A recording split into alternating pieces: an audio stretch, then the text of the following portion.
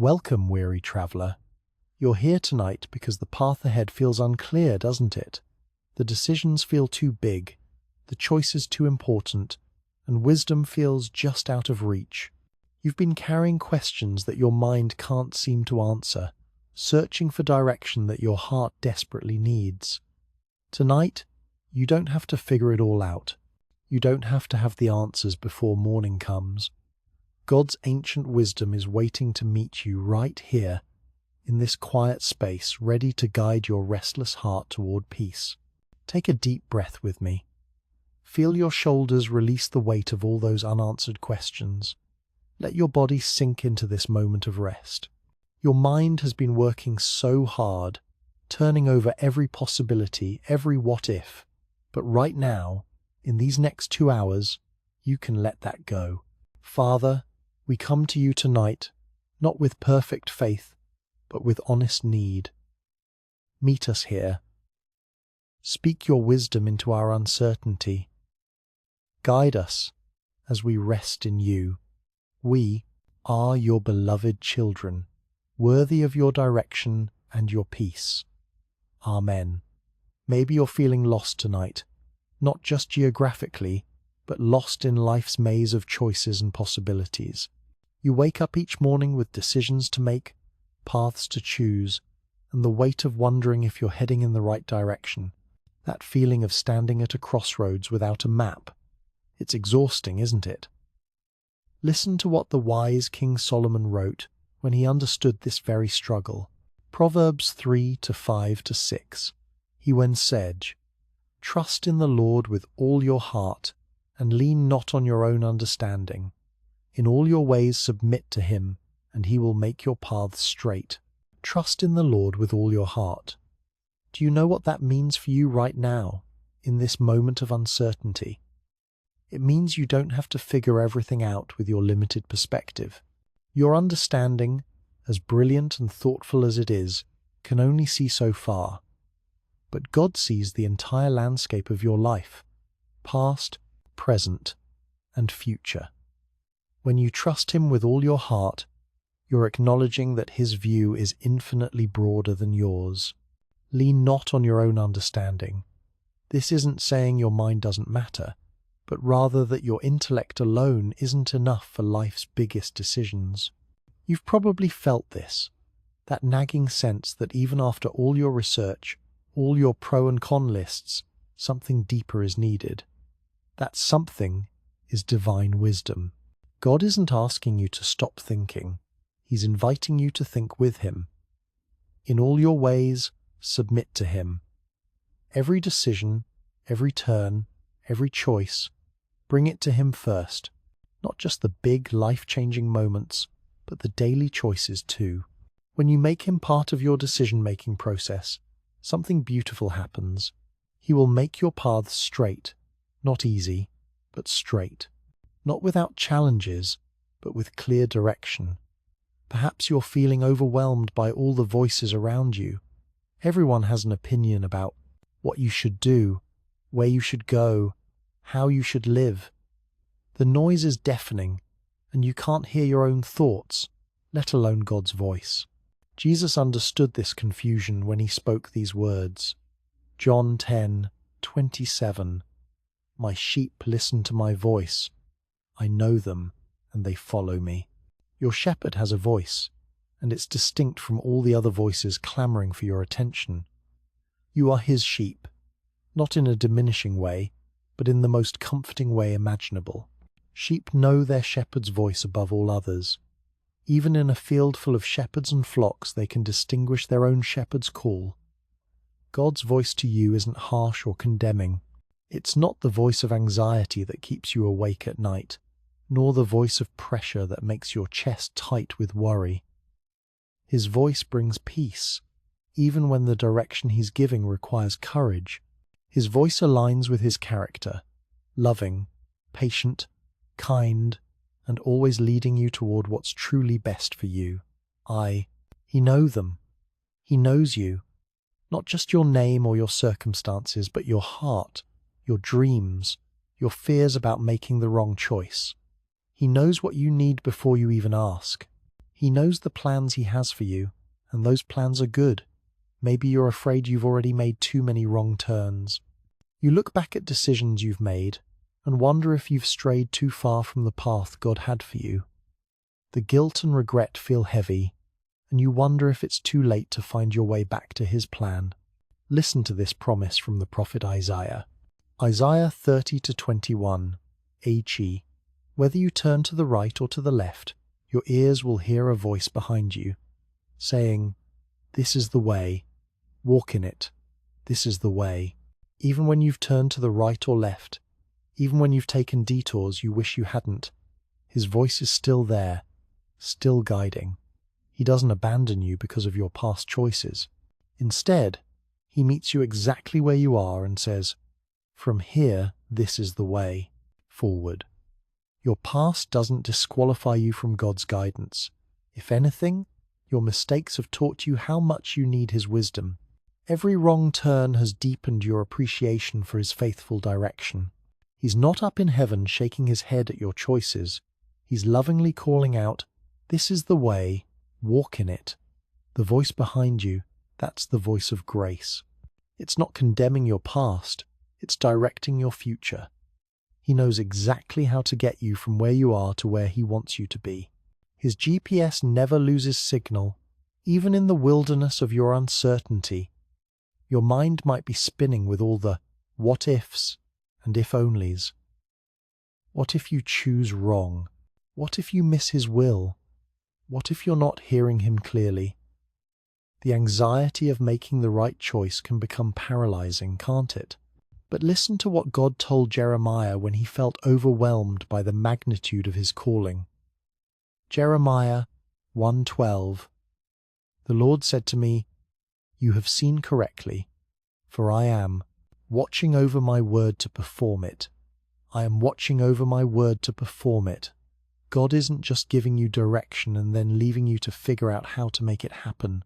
He's actively watching over His promises to you, making sure they come to pass. When He guides you down a path, He's not sending you alone. He's going before you, making a way, orchestrating circumstances, opening doors, and yes, even closing doors that aren't meant for you. You don't have to carry the weight of making His will happen. Your job is to listen, trust, and obey. His job is to perform what He's promised. This takes so much pressure off, doesn't it? You're not responsible for the outcome. You're responsible for the obedience. Maybe you feel like you're moving too slowly, like everyone else seems to have clear direction while you're still waiting and wondering. You see others making bold moves, starting new ventures, changing careers, while you're still sitting in the uncertainty, still praying for clarity. The psalmist understood this feeling. Psalm 27-14. Wait for the Lord. Be strong and take heart and wait for the Lord. Wait for the Lord.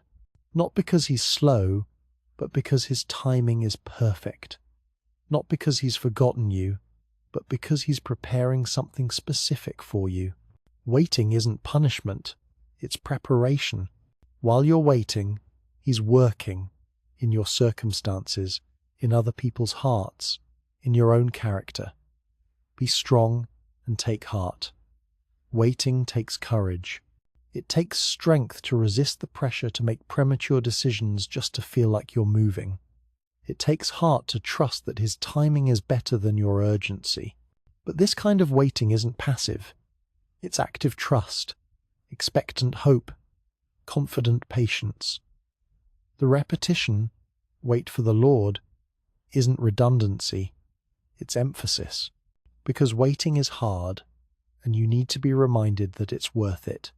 His direction is worth waiting for. His clarity is worth the uncertainty you're experiencing now. His perfect plan is worth more than your rushed backup plan. Your heart may be heavy with the fear that you're running out of time. Maybe you feel like windows of opportunity are closing, like you should have had this figured out by now. The pressure to have a 5-year plan, a 10-year vision, a clear next step, it can feel suffocating. But God spoke these comforting words through the prophet Isaiah. Isaiah 28-29. Cos 9. This also comes from the Lord Almighty, wonderful in counsel and magnificent in wisdom, wonderful in counsel, when you don't know what to do, when the path seems unclear, when the choice feels impossible. Your God is wonderful in counsel, not just good at giving advice, but wonderful at it. His counsel takes into account things you can't see, factors you haven't considered, outcomes you couldn't imagine. Magnificent in wisdom. Your finite mind can only process so much information, consider so many variables, but his wisdom is magnificent, vast, comprehensive, perfect. He sees the beginning from the end. He knows which choice will lead to your greatest joy, your deepest fulfillment, your most significant impact. When you seek his counsel, you're tapping into magnificent wisdom. You're not bothering him with your indecision. You're honoring him with your dependence. He delights in being your counselor. He's not frustrated by your need for guidance. He's pleased by your recognition that you need him. Your chest feels tight when you think about the decisions in front of you, doesn't it? The weight of choosing correctly, the fear of missing God's best, the pressure of time running out, it all builds up until your heart races and your mind spins. You lie awake at night, turning over options, analyzing possibilities, trying to force clarity that just won't come. This anxiety about direction, H&I, it's consuming, isn't it? You want so desperately to make the right choice that the fear of making the wrong one has paralyzed you. Every door that opens makes you wonder about the doors that will close. Every path you consider brings thoughts of the paths you'll never walk. Jesus saw this anxiety in his followers and spoke directly to it. Matthew 6:26. I, look at the birds of the air. They do not sow or reap or store away in barns, and yet your heavenly Father feeds them. Are you not much more valuable than they? Look at the birds. They don't have 5-year plans. They don't lose sleep over career moves or relationship decisions. They don't have vision boards or strategic planning sessions. And yet, not one of them goes hungry. Not one of them misses what they need. Your heavenly Father feeds them, actively, daily, consistently. He doesn't forget them, ignore them, or leave them to figure it out on their own. And you are much more valuable than they are. If he provides for creatures that live entirely in the present moment, how much more will he provide direction for you, his beloved child who seeks his will? The birds don't know where their next meal will come from, but they know their Creator is faithful. They wake up each morning and begin the day trusting that what they need will be provided. This isn't naivety. It's trust in a proven provider. Your Father has never failed to care for his creation, and he won't start with you. Maybe your mind won't stop analyzing. You've made lists of pros and cons until your hand cramped. You've researched every angle, consulted every expert, read every article. But the more information you gather, the more overwhelmed you feel. The analysis has become paralysis, and you're drowning in data while thirsting for wisdom. Solomon, the wisest man who ever lived, understood this trap. Proverbs 19:21. Many are the plans in a person's heart, but it is the Lord's purpose that prevails. Many are the plans in a person's heart. God knows how your mind works, how it plans and plots and schemes, trying to account for every variable, every contingency. He's not condemning your planning, he's acknowledging it. But he's also gently reminding you that all your careful planning will never outweigh his sovereign purpose. It is the Lord's purpose that prevails. This isn't meant to discourage your planning, but to bring perspective to it. Your plans are good.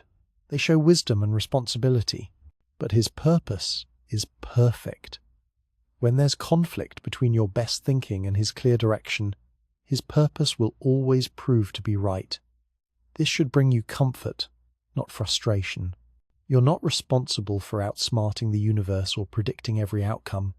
You're responsible for seeking his purpose and aligning your plans with His. When you do that, you can hold your plans lightly, knowing that His purpose will prevail regardless.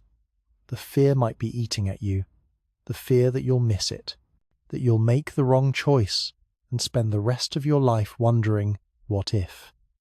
You've maybe seen others who seem to have missed God's best, and their stories haunt your decision-making. The fear of regret is almost worse than the fear of failure. But listen to what God promised through the prophet Joel.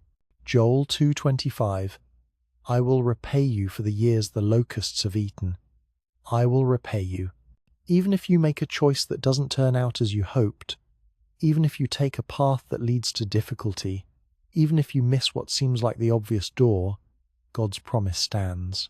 He specializes in redemption, in taking what seems like lost time and making it count for something beautiful. The locusts eat the crops, devastating the harvest, destroying what took months to grow. But God promises to repay those lost years, not just restore them, but repay them, to give back more than what was taken. Your perceived mistakes, your delayed decisions, your uncertain seasons, your DI, none of these are beyond His power to redeem. This doesn't mean choices don't matter, but it means that wrong choices don't disqualify you from God's goodness. His love for you isn't dependent on your perfect decision-making. His plans for your life are bigger than your ability to mess them up. You might be feeling pressure from others, family expectations, cultural timelines, peer comparisons. Everyone seems to have an opinion about what you should do and when you should do it.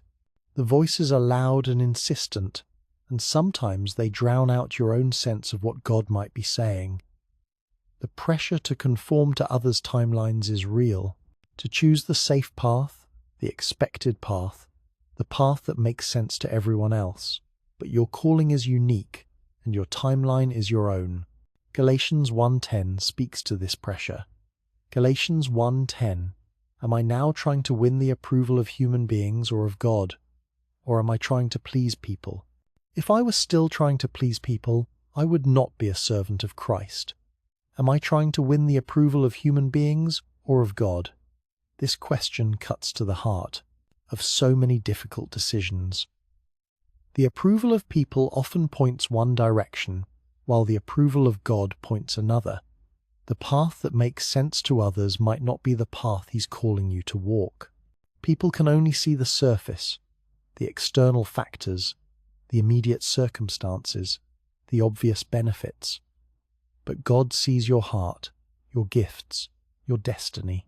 He knows what will truly fulfill you, what will bring out the best in you, what will allow you to make the impact you were created to make. Being a servant of Christ sometimes means disappointing people who love you. It means choosing the path that others don't understand, the timeline that doesn't match their expectations, the direction that seems risky to their way of thinking.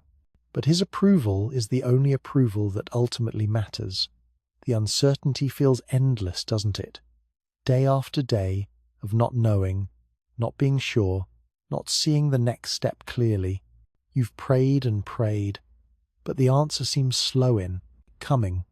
The silence feels heavy, and you wonder if you're doing something wrong, if there's some spiritual key you're missing. But uncertainty isn't evidence of God's absence. It's often evidence of His preparation. In the waiting, in the not knowing, something important is happening inside you.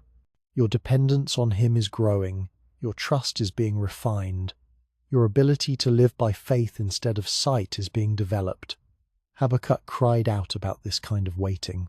Habakkuk 2-3, for the revelation awaits an appointed time. It speaks of the end and will not prove false. Though it linger, wait for it. It will certainly come and will not delay. The revelation awaits an appointed time. Your answer, your direction, your clarity. It has an appointed time. Not a random time, not a forgotten time, but an appointed time.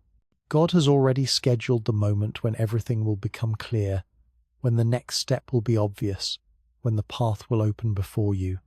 Though it linger, Wait for it. The lingering isn't punishment, it's preparation. While you're waiting for the revelation is waiting for the appointed time. That time hasn't passed. You haven't missed it. It's coming, and it will be right on time. It will certainly come and will not delay. Certainly, not possibly, not probably, but certainly. Your answer is not in question, only the timing. And when the appointed time arrives, there will be no delay. What seems slow to you is perfectly timed from His perspective. You may feel like you're falling behind, like everyone else your age has their life figured out while you're still seeking direction. The comparison trap is real, and social media only makes it worse.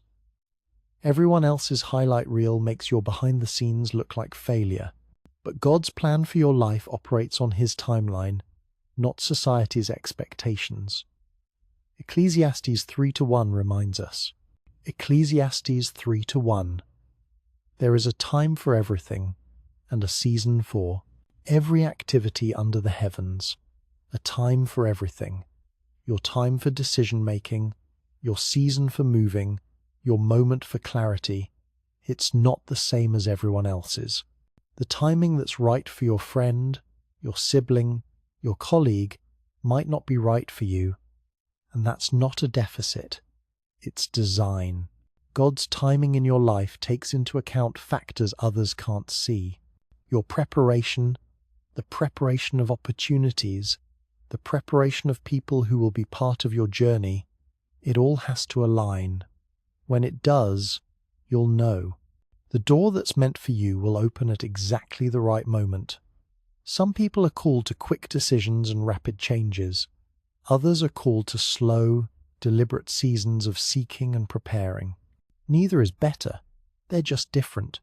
Your season of uncertainty isn't evidence of spiritual immaturity. It might be evidence of the magnitude of what God is preparing you for. The overwhelm might be crushing you. Too many options, too many voices, too much at stake. You wake up feeling like you're already behind before the day starts, like there's an invisible clock ticking down to some deadline you can't even identify. The weight of the future is sitting on your chest, making it hard to breathe. But Jesus spoke directly to this kind of overwhelm. Matthew 11:28, 3:0. Come to me, all you who are weary and burdened, and I will give you rest. Take my yoke upon you and learn from me, for I am gentle and humble in heart, and you will find rest for your souls. For my yoke is easy and my burden is light. Come to me, all you who are weary and burdened, weary from trying to figure it all out, burdened by the weight of making the right choice, exhausted from carrying the responsibility of your entire future on your shoulders.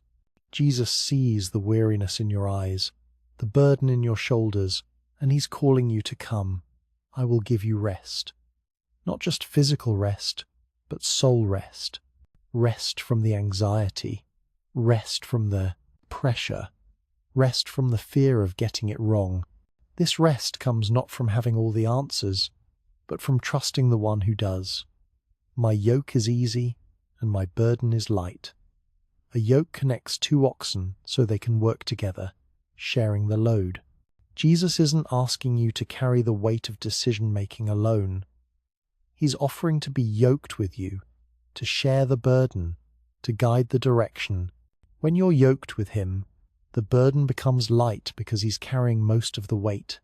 The yoke becomes easy because you're not straining against His direction and you're moving in harmony with it. The work becomes rest because you're working alongside the one who knows exactly where you're going and exactly how to get there. You're wondering if God really has a specific plan for your life, aren't you? If maybe His will is just general guidelines and you're on your own to figure out the specifics. The questions feel so personal, so particular to your circumstances, that it's hard to. I believe the Creator of the universe has specific thoughts about your career, your relationships, your next steps. But listen to this promise that God made, not to humanity in general, but to you specifically. Jeremiah 8:29-11. For I know the plans I have for you, declares the Lord, plans to prosper you and not to harm you, plans to give you hope and a future. I know the plans I have for you. The word know here isn't casual awareness. It's intimate, detailed knowledge. These aren't vague ideas or loose possibilities. These are specific, thought-out, carefully designed plans.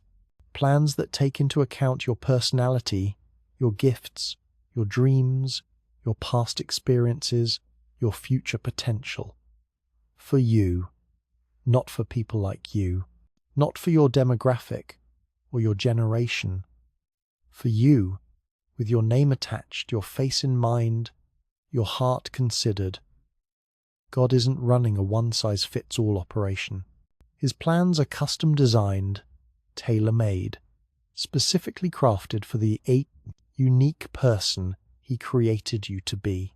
Plans to prosper you and not to harm you. Prosper doesn't just mean financially successful. It means to flourish, to thrive, to become everything you were created to be. His plans aren't designed to limit you or constrain you, but to help you flourish in ways you couldn't imagine on your own. Even when His path requires sacrifice or difficulty, the ultimate direction is always toward your good. Plans to give you hope and a future. Hope isn't just wishful thinking. It's confident expectation based on God's character. Your future isn't uncertain from His perspective. He sees exactly where He's taking you, and it gives Him joy to know what He has in store. This isn't false optimism. This is divine certainty. Maybe you're afraid that you've made too many mistakes for God's best plan to still be available to you. You look at your past and see missed opportunities, poor choices, relationships that didn't work out, paths that led to dead ends. You wonder if you've disqualified yourself from His original design for your life. But God spoke this promise through the Apostle Paul, Romans 8:28. Ensure. And we know that in all things God works for the good of those who love Him, who have been called according to His purpose. In all things God works for the good, not just in the good things, not just in the planned things, not just in the things that make sense, in all things. Your mistakes, your delays, your detours, your disappointments, ACA. God is working in all of it for your good. Nothing is wasted in His economy. Nothing is irredeemable in His hands. This doesn't mean all things are good. Some things are painful, some are damaging, some are the result of sin and brokenness. But God works in all things for good. He takes the broken pieces of your story and creates something beautiful. He uses even your wrong turns to teach you things you needed to know, to develop character you needed to have, to prepare you for assignments you couldn't have handled before. For those who love Him, who have been called according to His purpose. You love Him. That's why you're here tonight, seeking His direction, and you are called according to His purpose, not according to your performance, not according to your perfection, but according to His purpose. His calling on your life isn't conditional on your past. It's grounded in His purpose. Your future isn't determined by your past. It's determined by His purpose. And His purpose can't be thwarted by your mistakes. If anything, your mistakes have prepared you for a deeper, more authentic, more grace-filled version of His purpose for your life. You might feel like you're drowning in circumstances beyond your control. Job situations that limit your options, family responsibilities that narrow your choices, financial pressures that force certain decisions. The path you want to take seems blocked by realities you can't change, but God made this promise through the prophet, Isaiah. Isaiah 43:2. When you pass through the waters, I will be with you, and when you pass through the rivers, they will not sweep you over. When you walk through the fire, you will not be burned.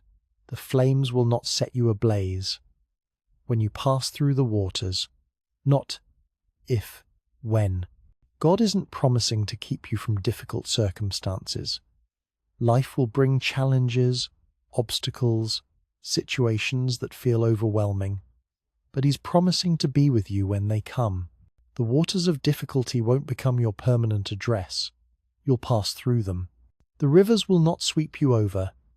The current may be strong, the pressure intense, but you won't be carried away. You won't be destroyed by circumstances that feel bigger than your ability to handle. His presence with you changes your capacity. What would sweep you away alone becomes manageable when He's with you. When you walk through the fire, you will not be burned. The fire of testing, of pressure, of difficult seasons, it will not consume you. You may feel the heat, you may be uncomfortable, but you will not be burned. Like Shadrach, Meshach, and Abednego, you'll walk through the fire and come out without even the smell of smoke on your clothes. This means your current circumstances, however limiting they feel, are not the final word on your future. God specializes in making ways where there seems to be no way. He opens doors that no one can shut, and shuts doors that no one can open. Your limitations are not limitations to Him. The pain of your current season might feel too heavy to bear. You're not just seeking direction, you're seeking relief from suffering that seems meaningless, from struggles that don't seem to be producing anything good. You wonder how long you can keep going without seeing some light at the end of the tunnel. Paul, who knew something about suffering, wrote this promise. 2 Corinthians 4:17. D. For our light and momentary troubles are achieving for us an eternal glory that far outweighs them all. Light and momentary troubles. This might sound dismissive when you're in the middle of pain that feels anything but light or momentary. But Paul is speaking from an eternal perspective. What feels heavy and long from your temporal viewpoint is light and brief from God's eternal viewpoint. This isn't minimizing your pain, it's putting it in context. Your struggles are real, your suffering is significant, your pain matters to God. But the weight of your troubles, as heavy as they feel now, is nothing compared to the weight of glory that's being prepared for you, are achieving for us. Your troubles aren't meaningless. They're not random. They're achieving something, working toward a specific result. The pain has a purpose. The struggle is producing something valuable. Every tear, every sleepless night, every moment of uncertainty is contributing to an eternal glory. This glory isn't just future reward, it's present transformation. The character being formed in you through struggle, the dependence on God being developed through uncertainty, the compassion being cultivated through suffering. These are part of the glory being achieved right now. You may feel like you're failing, like everyone else is succeeding while you're still figuring things out. The imposter syndrome is real, and it whispers that you don't have what it takes, that you're not qualified for the dreams in your heart, that you should settle for something smaller, safer, more realistic. But listen to this promise God made through Paul. Philippians 1-6, being confident of this, that He who began a good work in you will carry it on to completion until the day of Christ Jesus. He who began a good work in you. You are not an accident, not a mistake, not a backup plan. God began a good work in you. He started something specific, something intentional, something valuable. This work began before you were born, and it will continue throughout your life and into eternity. Will carry it on to completion. Not might carry it on, not will try to carry it on, but will carry it on. God finishes what He starts. He doesn't begin good works and then abandon them halfway through. He doesn't start projects and lose interest. What He begins in you, He will complete. This means your sense of being incomplete, unfinished, still in process, isn't evidence of failure. It's evidence that God is still working. You're not behind schedule, you're right on time. You're not failing to measure up. You're being measured for something bigger than you can see right now. Until the day of Christ Jesus. This work in you has an eternal dimension. It's not just about your earthly success or earthly impact. God is preparing you for eternity, developing you for purposes that transcend this life. Your current confusion about direction is part of a much larger story He's writing. Maybe you're in a dark season where you can't see any reason to hope. The circumstances are difficult. The path is unclear, and you're wondering if morning will ever come. You've been faithful, you've been praying, you've been seeking, but the darkness seems to only deepen. The psalmist knew this kind of darkness when he wrote Psalm 30-5. For his anger lasts only a moment, but his favor lasts a lifetime. Weeping may stay for the night, but rejoicing comes in the morning. Weeping may stay for the night. Night seasons are real. Seasons of tears, of confusion, of not knowing which way to turn. God doesn't deny these seasons or minimize them. He acknowledges that weeping may stay for the night. The tears have a place. The struggle has a season. The darkness has its time. But rejoicing comes in the morning. Not might come, not could come, but comes. Morning is certain. Dawn is guaranteed. The night, however long it feels, however dark it gets, is temporary. Your weeping has an expiration date. Your confusion has a time limit. Your darkness will give way to light. His favor lasts a lifetime. This isn't temporary favor, dependent on your performance. This is lifetime favor based on His character. His love for you doesn't waver with your circumstances. His plans for you don't change with your seasons. His favor is the constant backdrop against which all your temporary struggles play out. Morning is coming. The rejoicing isn't just relief that the night is over. It's the joy of seeing what the night was preparing you for. What seems like an ending is actually a new beginning.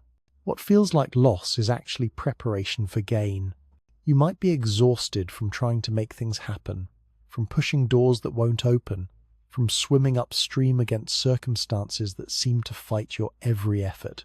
You've been striving and struggling, and you're tired of feeling like you're working so hard for so little progress. But listen to this promise from Isaiah 40-31, 10b. But those who hope in the Lord will renew their strength. They will soar on wings like eagles. They will run and not grow weary. They will walk and not be faint. Those who hope in the Lord will renew their strength.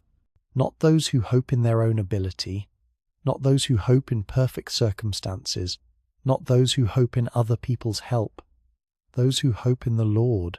Hope that is anchored in His character, His promises, His faithfulness. Will renew their strength. Not maintain their current strength, not slowly increase their strength, but renew it. Fresh strength, restored energy, revitalized power. Like an eagle molting its old feathers and growing new ones, you will emerge from this season with new strength for the journey ahead. They will soar on wings like eagles. Eagles don't flap frantically to stay airborne. They spread their wings and ride the currents, letting the wind carry them to heights they could never reach through their own effort. When you hope in the Lord, He provides the wind beneath your wings. Your effort becomes graceful instead of frantic, powerful instead of exhausting. They will run and not grow weary. They will walk and not be faint. The endurance you need for the long journey is provided by the Lord. You don't have to pace yourself because you're afraid you'll run out of steam. You don't have to hold back because you're worried about your limitations. When your hope is in Him, He supplies the endurance for whatever distance lies ahead. Maybe you feel like you need a fresh start, but you're carrying so much baggage from your past that you wonder if true newness is possible. The mistakes feel permanent. The patterns feel entrenched. The reputation feels set. You wonder if you'll ever be free from the weight of who you used to be. But God made this incredible promise through the prophet, Lamentations 3:22-3. Because of the Lord's great love we are not consumed, for His compassions never fail. They are new every morning. Great is your faithfulness. Because of the Lord's great love, we are not consumed. Consumed by our mistakes, consumed by our past, consumed by our failures. His great love stands between you and the destruction your sins deserve. His love is not just a feeling, it's a force that actively protects you from being consumed by your own brokenness. His compassions never fail. Compassion is love in action, mercy expressed, grace extended. His compassions toward you are not dependent on your performance today. They don't fluctuate with your mood or your mistakes. They never fail, never run dry, never run out. They are new every morning. Every single morning, you wake up to fresh compassion, renewed mercy, restored grace. Yesterday's failures don't limit today's possibilities. Yesterday's confusion doesn't determine today's clarity. Yesterday's weariness doesn't define today's strength. Great is your faithfulness. This is you declaring God's faithfulness, not Him questioning yours. His faithfulness is great, constant, reliable, unchanging. Even when you're unfaithful, He remains faithful. Even when you doubt, He remains steady. Even when you can't see the way forward, He knows exactly where He's leading you. I know it's hard to have faith right now. When you can't see the next step, when the path is shrouded in fog, when every prayer feels like it's bouncing off the ceiling, believing feels almost impossible, doesn't it? You want to trust, you want to believe that God has a plan, but the uncertainty makes faith feel like a luxury you can't afford. But listen to what a desperate father cried out to Jesus. Mark 9:24. Immediately the boy's father exclaimed, "I do believe. Help me overcome my unbelief. I do believe. Help me overcome my unbelief." Do you hear that? Belief and unbelief in the same breath. Faith and doubt holding hands. And Jesus didn't rebuke him for his honesty. He didn't tell him to get his act together before asking for help. He honored that raw, honest cry. This is the kind of faith God wants. From you, not perfect certainty, but honest struggle. Not confident answers, but authentic questions. You don't have to pretend to have more faith than you do.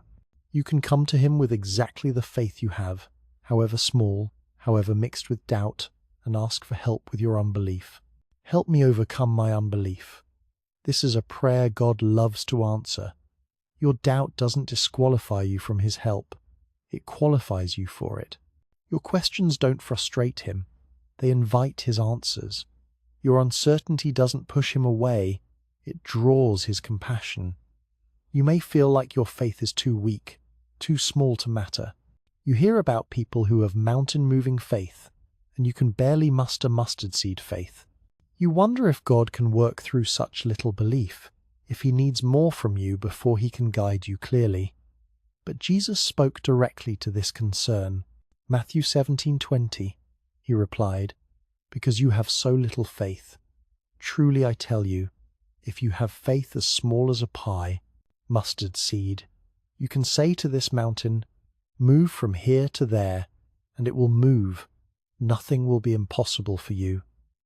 If you have faith as small as a mustard seed is tiny, almost invisible, easily lost, seemingly insignificant. But Jesus says that's enough, that's sufficient. You don't need massive faith. You need genuine faith. You don't need perfect faith. You need present faith. The size of your faith doesn't determine God's ability to work. The object of your faith does. A tiny amount of faith in an all-powerful God is infinitely more effective than a large amount of faith in your own abilities or circumstances.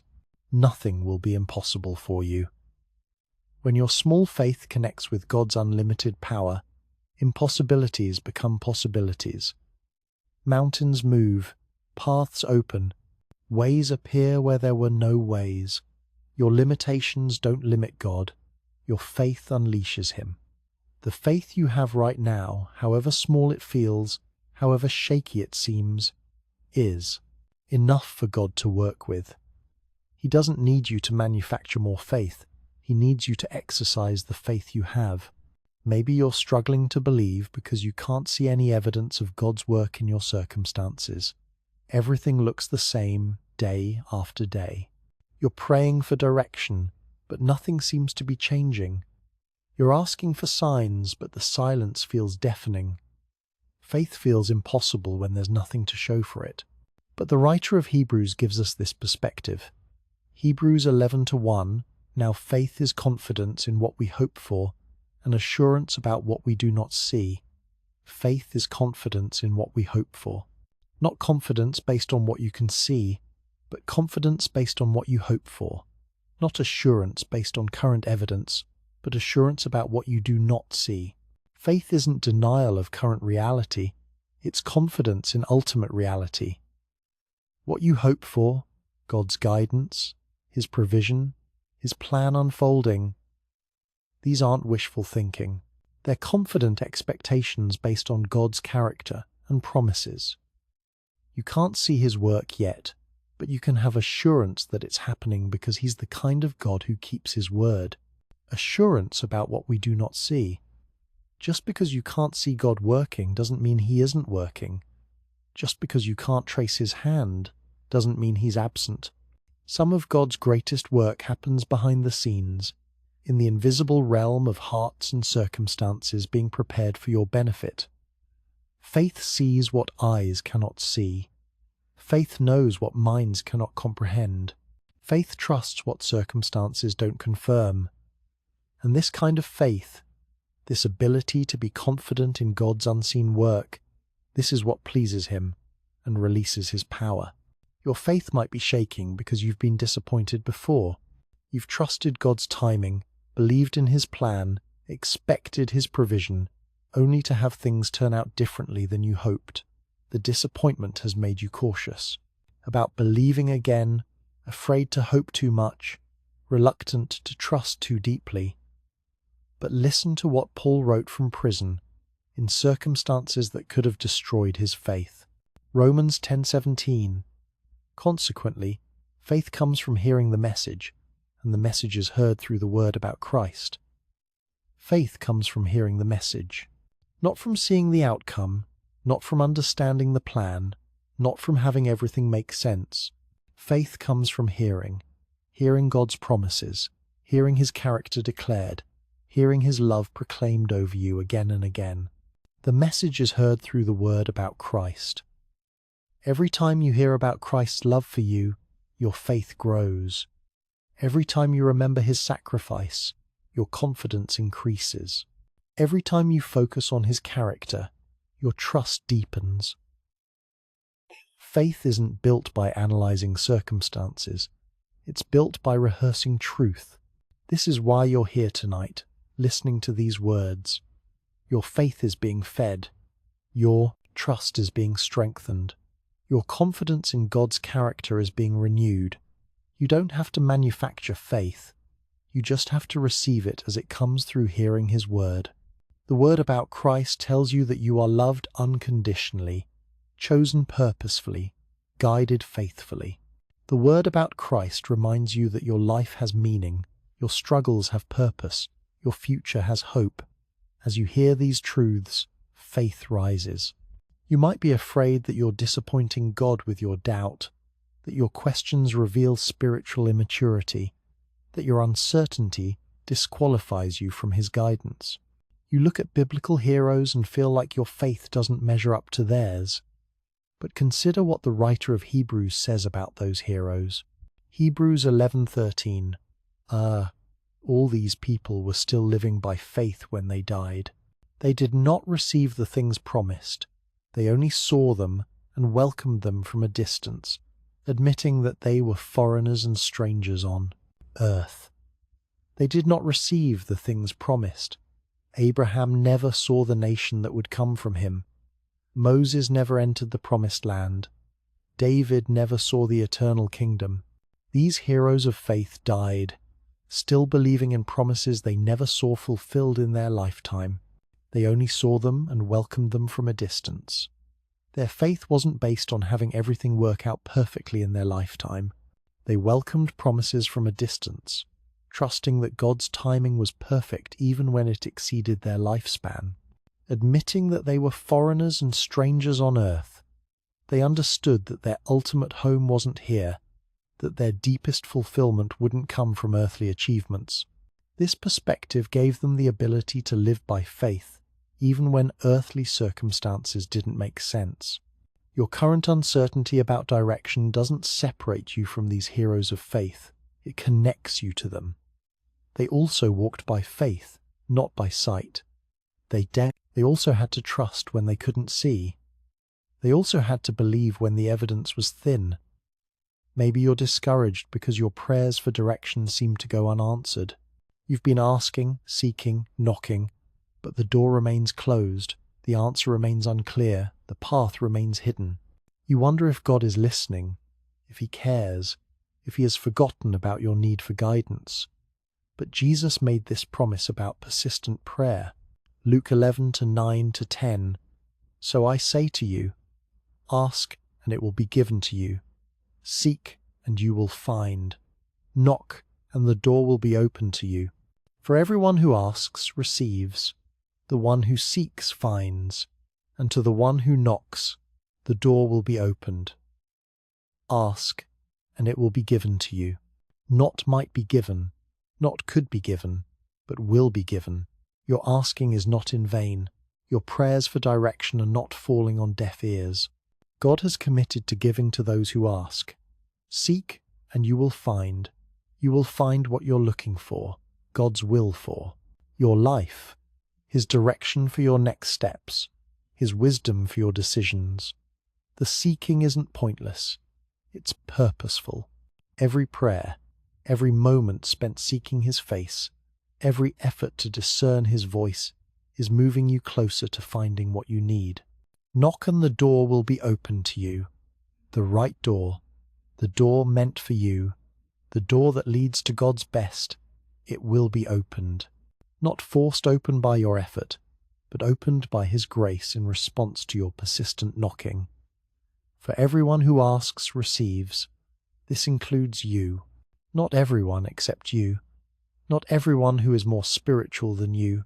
Not everyone who has more faith than you. Everyone who asks receives. Your asking qualifies you. Your seeking positions you. Your knocking activates His promise. The timing of the answer doesn't negate the promise. The delay doesn't mean denial. God's yes to your request for direction is certain. The timing is up to His perfect wisdom. Perhaps you're struggling with whether God's plan is actually good for you.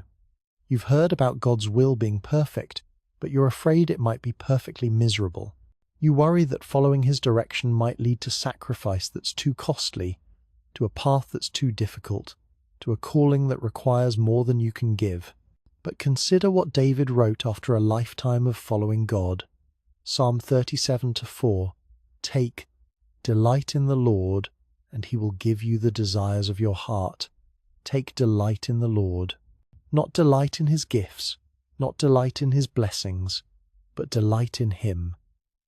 When your joy is anchored in who God is rather than what God gives, something beautiful happens to your desires.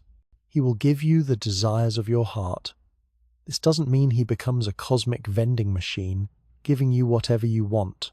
It means that as you delight in Him, your desires begin to align with His. What He wants for you becomes what you want for yourself. The closer you get to God's heart, the more you realize that His plans for you are not just good, they're better than your own plans. His direction doesn't lead you away from joy. It leads you to the deepest, most lasting joy possible. Your fears about God's will being difficult or costly come from not knowing His heart toward you. He's not trying to make your life miserable. He's trying to make your life meaningful. He's not looking for ways to restrict your happiness. He's looking for ways to multiply it. When you truly delight in the Lord, you discover that His desires for your life and your desires for your life are not in conflict. They're in beautiful harmony. The direction He gives you will feel like coming home to yourself, not losing yourself. Your mind has been racing all day, hasn't it? Even now, trying to rest, thoughts keep coming. What if I choose wrong? What if I miss the opportunity? What if I wait too long? What if I move too fast? The questions spin like a merry-go-round that won't slow down, and your heart feels the weight of decisions that seem too important to get wrong. Jesus spoke about this kind of mental exhaustion when he said, Matthew 11:28-30, "Come to me, all you who are weary and burdened, and I will give you rest. Take my yoke upon you and learn from me, for I am gentle and humble in heart, and you will find rest for your souls. For my yoke is easy and my burden is light. Come to me, all you who are weary and burdened. Come as you are, tired from thinking, burdened by choosing, weary from waiting for clarity that hasn't come. You don't have to clean up your thoughts or organize your questions or figure anything out before you come. Come with the mess, come with the uncertainty, come with the exhaustion. I will give you rest. Not sleep, though that may come, but rest. Rest from the pressure to have all the answers.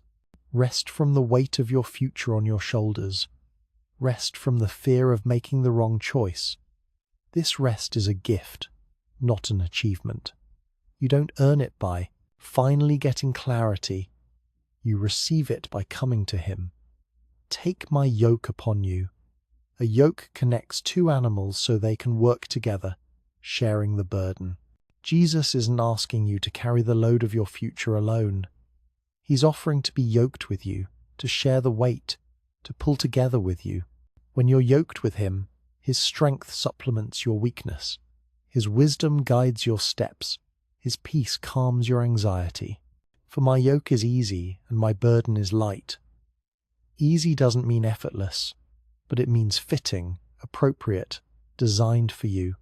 Light doesn't mean weightless, but it means bearable, manageable, sustainable. When you stop trying to figure out your entire future by yourself and start working in partnership with Him, the burden becomes light because He's carrying most of the weight.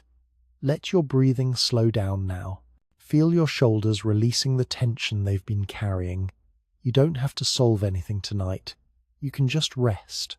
Maybe your heart has been troubled by all the uncertainty, troubled by not knowing, troubled by not seeing, troubled by not understanding why the path forward isn't clearer. The peace you long for feels elusive, always just out of reach. But Jesus spoke directly to troubled hearts. John 14:27, "Peace I leave with you, my peace I give you. I do not give to you as the world gives. Do not let your hearts be troubled, and do not be afraid. Peace I leave with you, my peace I give you." This isn't a peace that depends on having all your questions answered or all your decisions made. This is His peace, the peace that He carried even when facing the cross, the peace that sustained Him even in the Garden of Gethsemane, the peace that comes from knowing the Father's heart. I do not give to you as the world gives. The world's peace is conditional, peace when everything goes according to plan, peace when the future is secure, peace when there's nothing to worry about. But Jesus' peace is different. It's peace in the midst of uncertainty, peace in the face of difficult choices, peace that passes understanding. Do not let your hearts be troubled and do not be afraid. This is both a command and a promise. It's possible not to be troubled, even when the circumstances are troubling.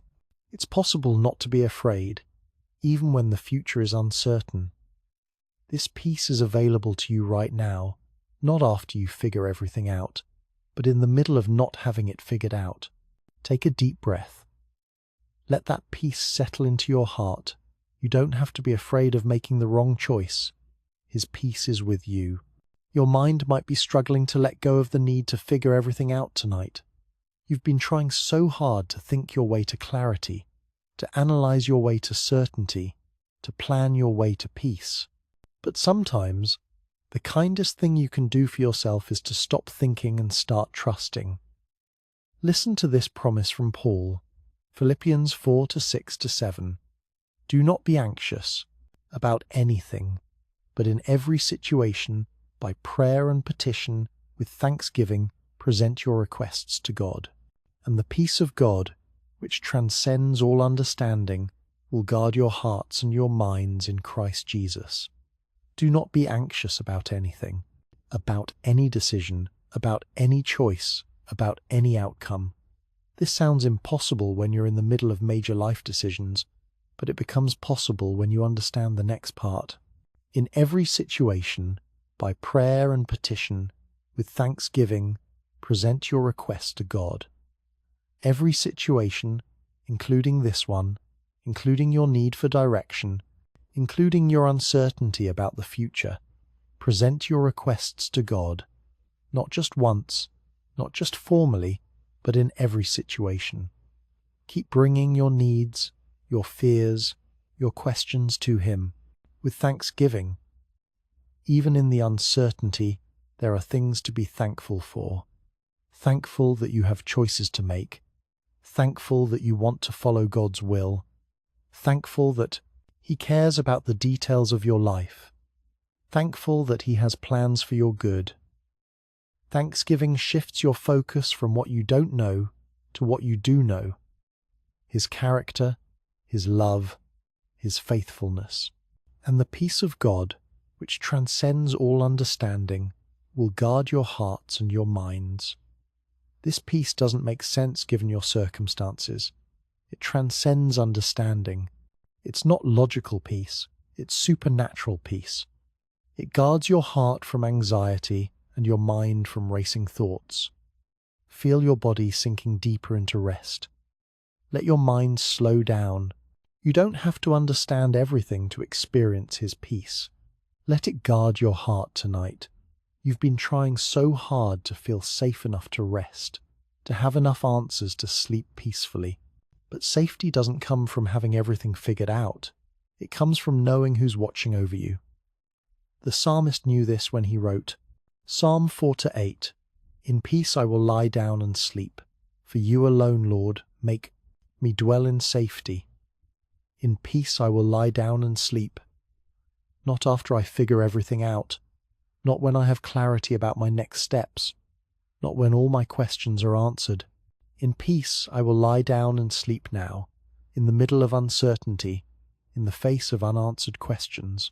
For you alone, Lord, make me dwell in safety. Safety doesn't come from having a perfect plan for the future. Safety comes from being held by a perfect God. You are safe tonight, not because your circumstances are controlled, but because your life is in His hands. You can lie down in peace because He doesn't sleep. You can rest because He's watching. You can let go of the need to figure everything out because He already has everything figured out. Your job isn't to know everything.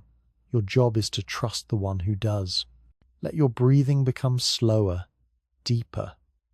Feel the safety of being held by Him. You can rest now. You can stop trying to solve everything. Maybe your thoughts keep returning to all, the things that could go wrong, all the ways your choices could backfire, all the potential for regret and mistake. The what-ifs parade through your mind, each one more troubling than the last. But God promised through Isaiah 26-3, You will keep in perfect peace those whose minds are steadfast on you, because they trust in you. You will keep in perfect peace those whose minds are steadfast on you. Perfect peace. Not partial peace, not temporary peace, not conditional peace. Perfect peace, complete, whole, lacking nothing, and this peace is kept for you. It's maintained, preserved, guarded by God Himself, those whose minds are steadfast on you. Steadfast doesn't mean never having a wandering thought or never feeling anxiety. It means returning, again and again, to focus on God. When your mind drifts to worry, you bring it back to His character. When your thoughts spiral to fear, you redirect them to His promises. Because they trust in you. Trust is the key that unlocks perfect peace. Not trust in your own decision-making ability, not trust in favorable circumstances, not trust in other people's advice. Trust in Him. Trust in His love for you, His wisdom about your life, His ability to guide you perfectly. As your mind starts to settle, let your thoughts become steadfast on Him, on His love, on His wisdom, on His perfect plans for you. Trust is settling into your heart like a gentle blanket. You've been striving so hard, working so intensely to make the right choices, to force the right doors open, to create the clarity you need. You're exhausted from trying to make things happen through your own effort. But listen to this beautiful promise. Psalm 127:2. In vain you rise early and stay up late, toiling for food to eat, for He grants sleep to those He loves. In vain you rise early and stay up late, toiling. All that striving, all that working, all that trying to control outcomes through sheer effort, it's in vain if it's done. Without trust in God's provision, you don't have to earn His guidance through exhausting effort. You don't have to deserve His direction through perfect performance. He grants sleep to those He loves. Sleep is a gift of love. Rest is an expression of His care. You don't have to stay awake trying to solve everything. You don't have to keep your mind active trying to anticipate every possibility. He loves you, and part of that love is the gift of sleep. You are loved, deeply, completely, unconditionally loved. And because you are loved, you can sleep. You can let your mind stop working. You can let your heart stop worrying. The racing thoughts are beginning to slow now, like a river that's been rushing, finally reaching a peaceful lake. Everything can be still. Everything can be quiet. Even now, God is working on your behalf. Even while you sleep, He's arranging circumstances, preparing opportunities, moving in people's hearts. Your rest doesn't stop His work, it enables it. When? That you're no longer trying to control everything. He has space to move freely. Listen to these comforting words from the psalmist. Psalm 23:2-3. He makes me lie down in green pastures. He leads me beside quiet waters. He refreshes my soul. He makes me lie down in green pastures. Green pastures, places of abundance, provision, peace. He makes you lie down. Sometimes rest is something He gives you permission to do. Sometimes peace is something He leads you into. You don't have to create the perfect circumstances for rest. He provides the green pastures. He leads me beside quiet waters. Not rushing rivers, not crashing waves, but quiet waters. Still, peaceful, reflective. Waters that don't demand anything from you, don't require you to swim or struggle or fight. Just quiet waters where you can drink deeply of His peace. He refreshes my soul. Your soul that's been weary from decision-making, tired from uncertainty, drained from trying to figure everything out. He refreshes it, not through answers to all your questions, but through His presence. Not through clarity about the future, but through peace in the present. Feel yourself lying down in green pastures beside quiet waters, your soul being refreshed by His gentle presence. You are so loved, precious child, more loved than you know, more cared for than you can imagine. Your life is not an accident. Your story is not random. Your future is not uncertain from His perspective. The psalmist wrote these beautiful words. Psalm 121:3-4. Put, He will not let your foot slip. He who watches over you will not slumber. Indeed, He who watches over Israel will neither slumber nor sleep. He will not let your foot slip. Every step you take, He's watching, guiding, protecting. You won't stumble into the wrong path. You won't slip into a future that's outside His will. Your steps are being ordered by Him, even when you can't see where you're going. He who watches over you will not slumber. While you sleep, He watches. While you rest, He works. While you let go of control, He takes control. You don't have to stay awake to make sure everything is okay. He never sleeps, never takes a break, never stops watching over you. Indeed, he who watches over Israel will neither slumber nor sleep. This is his character, his nature, his commitment to his people. Watching, protecting, guiding, providing. This is what he does, not just for others, but for you. You are watched over by the one who never sleeps. Rest now. He's watching over you. Your foot will not slip. You will not miss his plan. You will not wander from his path. You are held. You are guided. You are loved. The quieting of your mind brings you into his presence, where time moves differently, where pressure doesn't exist, where love is the only reality. Listen to these final, gentle words. Zephaniah 3:17. The Lord your God is with you, the mighty warrior who saves. He will take great delight in you. In his love he will no longer rebuke you, but will rejoice over you with singing. The Lord your God is with you, not will be with you when you figure things out, not might be with you if you make good choices, is with you right now, in this moment of uncertainty, in this season of seeking, in this time of not knowing. He is with you, the mighty warrior who saves. Whatever battle you're facing, the battle against fear, against anxiety, against uncertainty, he fights for you. You don't have to be the warrior. You can rest in his strength, his protection, his victory on your behalf. He will take great delight in you. Great delight. Not mild approval, not reluctant acceptance, not conditional love. Great delight. He delights in you tonight, even with all your questions, all your uncertainty, all your imperfect faith. You bring him joy. In his love he will no longer rebuke you, but will rejoice over you with singing. No rebuke for your confusion, no criticism for your uncertainty, no condemnation for your imperfect trust. Instead, singing. He rejoices over you with singing. Your life is a song of joy to him. Can you hear it?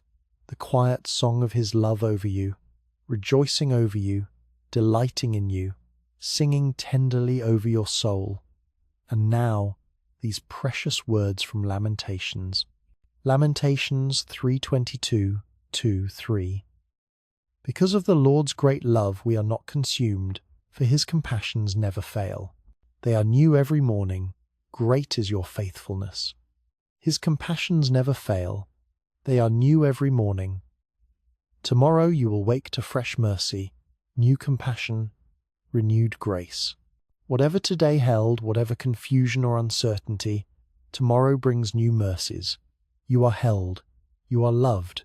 You are watched over. His plans for you are good. His love for you is endless. His guidance is perfect. Tomorrow will bring what today couldn't provide. Clarity will come in his time. Direction will emerge at the right moment. For now, rest. You can stop trying to figure everything out. You can release the weight of tomorrow. You are safe in his hands. You are precious to him. Rest now, beloved. Rest.